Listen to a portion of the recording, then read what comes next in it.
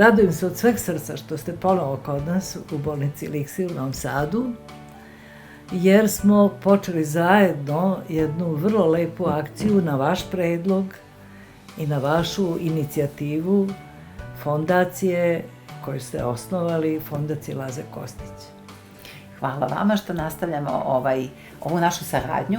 Nije ni slučajno što u ovoj igrici za koju ste vi sponzorisali to dete što je pobedilo London, evo ovde imamo i doktora Jolesa koji je bio Lazin najbolji prijatelj u mladosti, koji je bio prvi anatom u Srba i koji je bio vrlo plemenit lekar i koji je lečio, kao što i vi lečite i decu i odrasle i penzionere. A evo sad, prosto pozivam da dođu i na besplatne preglede da merimo očni pritisak. Starijim osobama je važno da bar jednom godišnje provere očni pritisak zbog toga što može povećan očni pritisak da izazove jednu neprijatnu i tešku bolest, čak i slepilo. Glaukom se zove.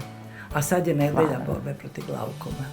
A mi smo sve vreme, svih 36 godina od kako sarađujemo sa očnom klinikom Fjodorom u Rusiji, zapravo stalni borci da se pobedi slepilo izazvano glaukoma. Merimo stalno očni pritisak besplatno.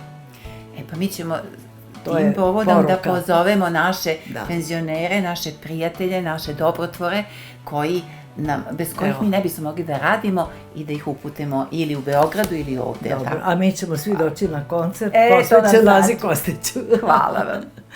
Divno je.